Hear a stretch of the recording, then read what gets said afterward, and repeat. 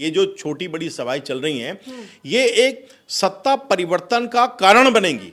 आप अपने ही समाज के लोगों को सत्ता से हटा देना चाहते हैं? ऐसा है जी, मोदी जी तो कहते हैं मैं चाय बेचता था, किसी ने आज तक भी देखा है क्या मोदी जी को? कोई एक सिंगल बंदा ऐसा नहीं हमने देखा, कभी कोई इंटरव्यू में देखा ना। मैंने एक्सप्लोर करना चाहा गूगल सर्च इंजन पे, कोई ऐसा आई विटनेस मेरे जो देखता हो जिसने बताया हो कि ये कभी चाय बेचते, ऐसा कुछ नहीं है। जो पॉलिटिक्स में इन लोगों ने बोला किया उसका बिल्कुल उलट। जब तक बोलने वाला, जब तक जनता की आवाज को उठाने वाला लोकसभा के अंदर, राज्यसभा के अंदर जब तक नेता नहीं पैदा होंगे, तब तक जो है गुलामी वहां चलती रहेगी। और आज भी 131 जो सांसद हैं वो बोल नहीं पाते हैं।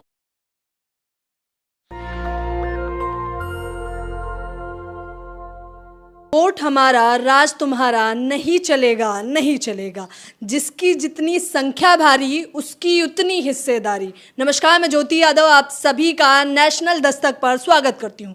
तमाम सभाएं होती हैं और बड़ी बड़ी बातें की जाती हैं, फिर वो चाहे जातिगत जनगणना की हो या छुआछूत दूर करने की बात हो। लेकिन कर्नाटक चुनाव एक ऐसा चुनाव रहा है जहां पर यह साबित हो गया है, ये सिद्ध हो गया है, जो अधिकतर लोगों की बात करेगा वही सत्ता पे राज करेगा। साफ तौर पर आप समझ सकते होंगे कि मैं किस ओर इशारा कर रही हूं। बड़ी बड़ी सभाएं तो लगातार जारी हैं और ये सभाएं यहां तो नहीं रुकने वाली। इसी पर मेरे साथ खास चर्चा करने वाली हूं कि आगे किस प्रकार से बहुसंख्यक समाज एकजुट हो रहा है। क्या आप कहना चाहेंगे सर? सर्वप्रथम आपका धन्यवाद और सभी साथियों को नमो बुद्धाय, जय भीम, जय भारत, जय संविधान। और मैं इंजीनियर खेमचंद कोहली हूँ और ये जो हमारी संस्था है बहिष्कृत वेलफेयर फाउंडेशन इंडिया, भारत सरकार द्वारा मान्यता प्राप्त है। इसी के माध्यम से 2 दिन का जो कार्यक्रम है वो ऐतिहासिक रामलीला ग्राउंड दिल्ली के अजमेरी गेट के पास जो है, किस तारीख को? 23 और 24 जुलाई, सोमवार इतवार। सालों से सर आप लोग कार्यक्रम करते आ रहे हैं, बड़ी बड़ी सभाएं करते आ रहे हैं। आपको लग रहा है कि सच में आपके समाज के लोग जागरूक हो रहे हैं? बिल्कुल हो रहे हैं मैडम। ऐसा होता है कि पत्थर टूटता तो अंतिम चोट से, लेकिन पहली चोट जो है हथौड़े की बेकार नहीं जाती। ये जो छोटी बड़ी सभाएं चल रही हैं, ये एक सत्ता परिवर्तन का कारण बनेंगी। ये माइलस्टोन है। देखिए, परिवर्तन ऐसा नहीं होता है कोई मैजिकल स्टिक घुमाई आपने और परिवर्तन हो गया। सत्ता परिवर्तन आप किस ओर इशारा कर रहे हैं? क्या आप बीजेपी को हटाने की बात कर रहे हैं? बिल्कुल बिल्कुल बिल्कुल, इसमें कोई दो राय नहीं है। ये जो बीजेपी को हटाने की बात करें, बहुत सोच समझ के बोलिए, क्योंकि तो कई सब बिल्कुल बिल्कुल बिल्कुल ऐसा है। अभी सत्ता में जो सरकार बैठी है वो अनुसूचित जाति, जनजाति, पिछड़ा वर्ग और जो अल्पसंख्यक वर्ग है उस पर कहीं भी वो हितैषी नहीं है। और ये अब चारों वर्ग एक मुट्ठी के समान एक होता जा रहा है। और ये सब लोग जो हैं लगभग 90% जो हैं भारत की जनसंख्या का है और यही लोग हैं जो वोट डालते हैं। अब धीरे धीरे इनको समझ आ रहा है, इनको जगाया जा रहा है। मोदी जी भी तो बड़ी बड़ी बातें कर रहे हैं, वो कह रहे हैं सबका साथ सबका विकास। फिर आप किस तरह से कह रहे हैं कि एक बड़े वर्ग की बात नहीं की जा रही? सबका मतलब संपूर्ण। मेरे को आप ये बात बताइए, बनारस में मोदी जी ने 5 अनुसूचित जाति बहन भाइयों के उनके पैर पखारे थे, मतलब पैर धोए थे। आज उनकी क्या स्थिति है बता दे मोदी जी। और वो उन तो राजनीतिक पार्टियां करती रहती हैं, अनोखा क्या है? कांग्रेस भी करती है, आम आदमी पार्टी भी करती है। आप अपने सवाल का खुद ही जवाब दे रहे हैं। भाई वो तो मुंगेरी लाल के हसीन सपने दिखाते हैं, जो 15 लाख रुपए हर किसी के अकाउंट में आने वाली बात थी, जिसके द्वारा इन्होंने कब तक 15 लाख अटके रहेंगे? कितनी बार तो अमित शाह जी ने कह दिया कि वो जुमले हैं। अब उन जुमलों का जवाब देखा नहीं आपने? कर्नाटक में जनता ने इनको सत्ता से बाहर किया है और अभी जो है हरियाणा बाहर जाने वाला है, इनके हाथों से निकलने वाला है। इसी प्रकार जो है एक एक करके राज्य निकल जाएंगे और 2024 में ही आप देखना बीजेपी सरकार जो है बाहर लाएंगे। बताइए, मन की बात जान लेते हैं मोदी जी, और कौन सी बातें जनवानी है आपको? ऐसा है, ये अभी जो ऑपोजिशन सारा एक हो रहा है, तो ये कौन उसमें प्रधानमंत्री का कैंडिडेट होगा, इस पे विचार चल रहा है। ये कोई ऐसा प्रश्न नहीं है कि इसका एकदम से जवाब दे दिया जाए, इसमें और 2-4 चेहरे हैं। लेकिन सबका अभी एक उद्देश्य क्या है, कॉमन एजेंडा क्या है? ये SC ST OBC माइनॉरिटी के लोगों का कॉमन एजेंडा है कि बीजेपी को सत्ता से बाहर करो और मोदी जी को जो है प्रधानमंत्री सीट से हटाइए। और बहुजन का जब तक प्रधानमंत्री, मोदी जी तो खुद OBC हैं, आप अपने ही समाज के लोगों को सत्ता से हटा देना चाहते हैं? ऐसा है जी, मोदी जी तो कहते हैं मैं चाय बेचता था, किसी ने आज तक भी देखा है क्या मोदी जी को? कोई एक सिंगल बंदा ऐसा नहीं हमने देखा, कभी कोई इंटरव्यू में देखा ना। मैंने एक्सप्लोर करना चाहा गूगल सर्च इंजन पे, कोई ऐसा आई विटनेस मेरे जो देखता हो जिसने बताया हो कि ये कभी चाय बेचते, ऐसा कुछ नहीं है। जो पॉलिटिक्स में इन लोगों ने बोला किया उसका बिल्कुल उलट। मैं आपको बताना चाहूंगी कि घर घर चलो, गांव गांव चलो करके बड़ी योजना बनाई गई है, जिस पर चुनाव लड़ने की तैयारी थी। और बीजेपी का कहना है कि उससे OBC समाज के लोग आकर्षित हुए हैं और वोट भी दिया गया है। ऐसा है मैडम, ये देखिए जो हमारा हमारा ये एजेंडा है, इसमें सबसे पहला एजेंडा है जातिगत जनगणना इसमें करवाना, और जो चुनाव है वो बैलेट पेपर से करवाना। अभी भी हम संतुष्ट नहीं है, ठीक है, बीजेपी अभी कर्नाटक हारी, लेकिन अभी भी हमारा ये मुद्दा आप देख लें, लिखा है दूसरे नंबर पर, बैलेट पेपर से जो है चुनाव करवाना। वापस से बैलेट पेपर पे आ रहे हैं। अब तो डिजिटलाइजेशन की बात हो रही है, तो ईवीएम को तो समर्थन करना चाहिए आप लोग। नहीं, we are still of the opinion that the every election should be carried out with the help of ballot paper। मतलब कर्नाटका में भी धांधलेबाजी चली है इस हिसाब से तो। ऐसा है जी, आप कर्नाटक में इन लोगों ने जानबूझ करके कोई धांधलेबाजी नहीं करी, जनता को वोट डालने दिया, लेकिन लोकसभा का जो चुनाव है वही चुनाव मेन होता है। ये समझना थोड़ा मुश्किल है। अगर बीजेपी जीत जाएगी तो ईवीएम का घोटाला है, अगर विपक्ष जीत जाएगा तो ईवीएम नहीं। जी देखिए, हमारे एजेंडे में दो, पहले नंबर पे जातीय जनगणना मैंने आपको बताया, दूसरे नंबर पे जो हर चुनाव जो है लोकसभा का चुनाव 2024 का बैलेट पेपर से कराने की हमारी मांग है। तो डिजिटलाइजेशन को आप आगे नहीं बढ़ाना चाहते? Skill India, make in India, digital India, ये सब आप चाहते नहीं है? ऐसा है जी, काल में जी रहे हैं आप लोग। ऐसा है जी, ये मुंगेरी लाल के हसीन सपने हैं, और कितने 1% लोगों को जो है स्टार्टअप इंडिया का बेनिफिट मिला है, और जो SC ST OBC माइनॉरिटी के लोग हैं वो आज भी बेचारे वहीं के वहीं हैं। अब आप बताएं ना, आप मेरे को एक्सप्लोर करके रिसर्च करके बता दीजिए, भारत सरकार की जो योजनाएं हैं, सैकड़ों योजना, मैं मानता हूं सैकड़ों योजना, प्रधानमंत्री जी के नाम पे सैकड़ों योजना, लेकिन उनका जो ये बहुजन के जो लोग हैं इनके पास धन नहीं है, और जो कैपिटल है वो किसी भी इंडस्ट्री को स्टार्ट करने के लिए, और योजनाएं तो बहुत हैं, लेकिन इन बहुजनों को आज तक कोई फायदा नहीं मिल रहा। आप लोग इतना योग्य नहीं है, ऐसे सवाल किए जाते हैं तो साफ तौर पर यही जवाब। ऐसा है जी, भारत रत्न डॉक्टर बाबा भीमराव अंबेडकर साहब के भी लिए ये बोला जाता था कि ये योग्य नहीं है, लेकिन truth triumphs in the long run, अंत में सत्य की ही जीत होती है। आज बाबा साहब को पूरा विश्व मानने लगा है। अभी भी यहाँ भारत में कुछ मूर्ख लोग उनकी मूर्तियों को तोड़ते हैं और उनका अपमान करते हैं, संविधान को फाड़ते हैं, लेकिन जो सच्चाई है वो आज पूरा वर्ल्ड मानता है। बाबा साहब इस प्लेनेट के सबसे विद्वान व्यक्ति रहे, और उन्होंने सबसे सुंदर जो है ये इसके रचना के नाम पे पहले वोट करेंगे और सत्ता पक्ष जब आ जाएगा तो उसका विरोध करेंगे। ऐसा है जी, देखिए उनके एजेंडे अलग है, वो टेबल के उधर बैठे हैं, उनको उनके पास यही एजेंडा है कि राम का नाम, आपने बीजेपी को वोट नहीं किया?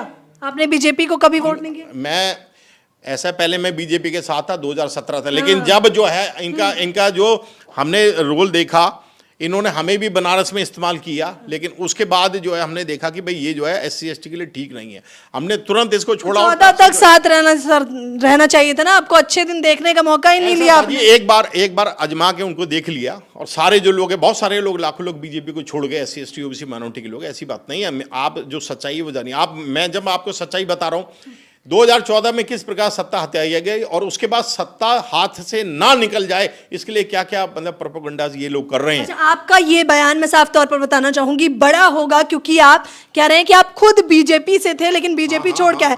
मुख्य कारण क्या रहा है फिर उसे छोड़ने का? ऐसा है, वहां पर आप देख लीजिए, वहां पर जो लोग विधायक और सांसद बनते हैं, मंत्री बनते हैं, वो लोग कभी भी जो है अपने समाज के लोगों के लिए लड़ नहीं पाते, कोई बात एजेंडा नेशनल लेवल का, नेशनल इंटरेस्ट का कोई एजेंडा उठा नहीं पाते, वहाँ उनको शायद बोलने दिया जाता नहीं, और ऐसी गुलामी हमें मंजूर नहीं थी तो हमने बीजेपी छोड़ दी। अच्छा, तो गुलामी कैसे दूर करेगा ये समाज? जागरूकता की आवश्यकता अभी भी है या हो चुके हैं आप लोग? नहीं, ऐसा है, देखिए अभी सत्ता परिवर्तन की आवश्यकता है। अभी अगर इसी ढर्रे पे जो सरकार चलती रही तो फिर नए जो है सांसद बनेंगे, वो फिर बोल नहीं पाएंगे। जब तक बोलने वाला, जब तक जनता की आवाज को उठाने वाला लोकसभा के अंदर, राज्यसभा के अंदर जब तक नेता नहीं पैदा होंगे, तब तक जो है गुलामी वहां चलती रहेगी। और आज भी 131 जो सांसद हैं वो बोल नहीं पाते हैं। अब आप एक बात बताइए ना, जो यूनिट्स, जो भारत सरकार के उपक्रम, जो भारत सरकार को इनकम दे रहे थे, उनको प्राइवेट हैंड्स में देने का क्या मतलब है? अब आप ये एक बात बताइए, LIC जो हमेशा गवर्नमेंट के डिफरेंट यूनिट्स को फंडिंग करती है, LIC का 25% उसमें दे दिया, और जितने ये पोर्ट्स हैं, एयरपोर्ट्स हैं, ये सारे मतलब पैसा कमा के भारत सरकार को देने वाली यूनिट्स थी, इन सबको, और जितने ईंधन से संबंधित जो कंपनियां थी वो सारी जो है प्राइवेट से हाथ में देने का। मैं आपको बताना चाहूंगी कि ये कार्यक्रम जो किया जा रहा है रामलीला मैदान पर, इससे पहले भी ये कार्यक्रम किया है, और क्या असर पड़ा है? बिल्कुल असर पड़ा है। अब आप देखिए ना, उसी का ये असर है कि जातिगत जनगणना के ऊपर आज बिहार में भी आवाज उठी, ठीक है, वहां जो है अभी जो है टाल मटोल का हिसाब, लेकिन वो उसमें उस पलीते के अंदर आग लग चुकी है। अब अन्य राज्यों के अंदर भी, और जितने भी ऑपोजिशन के लीडर्स हैं, चाहे वो अखिलेश यादव जी हो, ममता बनर्जी हो, लालू प्रसाद, कोई भी हो, ऑपोजिशन के सारे लीडर्स आज इस पे अड़ गए हैं और इन्होंने एजेंडा बना लिया है कि देश के अंदर अगर जो सरकारें चलेंगी तो जातिगत जनगणना कराने के बाद जैसे दूध का दूध और पानी का पानी हो जाए। और इसमें सबसे ज़्यादा नुकसान तो ओबीसी जो अपना पिछड़ा वर्ग का उसका हो रहा है, वो 27% का उनको आरक्षण है, जबकि उनकी संख्या देश के अंदर 60% है। तो उनके साथ तो बहुत ही ज़्यादा आजादी के अमृत महोत्सव में क्या लग रहा है आपको कि अभी भी बहुसंख्यक समाज आजाद नहीं हुआ है? ऐसे जी, अब आप एक बात बताइए, जहां मिड डे मील बनता हो वहां छोटे बच्चे, कुछ अनुसूचित जाति के बच्चों की पंगत अलग लगा दी जाए और भोजन बनाने वालियों के जाति का जब मालूम पड़े तो उनके हाथों भोजन बनवाना बंद कर दिया जाए, और अनुसूचित समाज के कई लोगों को ये बोल दिया जाए कि तुम घोड़े पे चढ़ के हमारे मकानों के सामने से नहीं चलोगे, और मूछे रखने पर उनकी हत्या कर दी जाए। आज इन सब, देखिए देश 31वीं सदी में जी रहा है, लेकिन आज अगर ये सब छुआछूत के वारिस और ये ऊंच नीच भेदभाव के वारिस, तो हम कैसे विश्व गुरु बनेंगे? ये सब झूठा एजेंडा है। आज कुछ भी विश्व गुरु, अगर आप देखिए, आप टीवी आप खोलेंगे, प्राइम मीडिया खोलेंगे, आपको ये लगेगा कि जीडीपी बड़ी हेल्दी हो रही है और बड़ी बड़ी योजनाएं चल रही हैं, लेकिन आप जमीन पे, जमीनी सच्चाई पर भी तो जाके आप देखिए। कार्यक्रम के बारे में थोड़ा बताइए सर, कार्यक्रम के बारे में जानना चाहूंगी, और तमाम लोग आपसे जुड़ भी सकते हैं अगर आप। ऐसा है जी, ये गरीबों के लिए कार्यक्रम है, इसमें SC ST OBC माइनॉरिटी के लोग रहेंगे, और हमारा ये प्रयास है कि इसमें अधिक से अधिक, मतलब लाखों की संख्या के द्वारा इसको हम भरें इसको, और अब लोग जो है जागृत हो, उनको धीरे धीरे समझ आ रहा है। कब से चल रहा है आपका ये कार्यक्रम? कितने सालों से तकरीबन? ऐसा है जी, पिछले कई सालों से इस एजेंडे पे काम कर रहे हैं, तकरीबन 8-10 साल से तो कर रहे हैं, 2014 के बाद से तो कर ही रहे हैं। कितने जनता की सोच को आप बदल पाए होंगे आप? देखिए जी, मैं ये बात तो मानता हूँ कि सोच एकदम से बदलना इतना आसान नहीं, ये this process takes a lot of time. अभी समय लग रहा है, लेकिन अब मैं ऐसा महसूस कर रहा हूँ कर्नाटक की जीत के बाद। अभी ये देखिए हरियाणा के अंदर, अब आप देखिए सारे लोग जो हैं आज सत्ता परिवर्तन हरियाणा में चाहते हैं, और 501% ये होकर रहेगा। ऐसे जो अन्य जो भाजपा बीजेपी ड्रिवन स्टेट्स हैं, वहाँ सभी के अंदर अब लोगों को धीरे धीरे वहाँ SC ST OBC माइनॉरिटी को अभी इन 8 सालों 9 सालों के अंदर मालूम पड़ गया है कि भाई सच्चाई में हमारे बच्चों की नौकरियां जा रही हैं। हम जो है SC ST OBC माइनॉरिटी के लोग, जिनको बाबा साहब ने आरक्षण का एक प्रावधान बना के, एक प्रोविजन बना के दिया है, वो केवल उसमें थोड़ा सा उनको हेल्प मिलती थी उससे आगे बढ़ने के लिए। उनको एडमिशन में, शिक्षा के क्षेत्र में और एम्प्लॉयमेंट के क्षेत्र में और राजनीति के क्षेत्र में, अब सभी क्षेत्रों में अच्छे लोगों को पीछे किया जा रहा है SC ST OBC माइनॉरिटी के, और उन्हीं के लोग जो है, उन्हीं की सोच वाले गुलाम प्रवृत्ति के लोगों को आगे किया जा रहा है। ये सब जो है देश, जाहिर तौर पर इन तमाम मुद्दों पर बातचीत की जाएगी। रामलीला मैदान में ये कार्यक्रम अब से नहीं, बल्कि जिस प्रकार ये बता रहे हैं कि सालों से चलता आ रहा है, और जागरूकता एकदम से नहीं लेकिन धीरे धीरे करके साफ तौर पर बढ़ती दिखाई दे रही है। जिस प्रकार से समाज एकजुट हो रहा है, फिर वो SC ST OBC माइनॉरिटी की बात करने वाले हैं, ये तमाम लोग महंगाई और शिक्षा स्वास्थ्य की बात करने वाले हैं, जातिगत जनगणना की बात करने वाले हैं, आरक्षण की EVM घोटाले की बात करने वाले हैं। ये तमाम मुद्दे आमतौर पर आप लोगों को भी जान लेना बेहद जरूरी है। फिलहाल इस खबर के बारे में आप अपनी प्रतिक्रिया बताना बिल्कुल ना भूलें। कैमरा पर्सन तोहिद के साथ ज्योति यादव, नेशनल दस्तक। नेशनल दस्तक की आपसे गुजारिश है कि अगर इसको बचाना चाहते हैं तो नेशनल दस्तक को सब्सक्राइब करने के लिए रेड कलर के सब्सक्राइब बटन को दबाएं, फिर बेल आइकन की घंटी दबाएं। नेशनल दस्तक को बचाने के लिए बहुत जरूरी है कि हर खबर को शेयर करें, लाइक करें, कमेंट जरूर करें।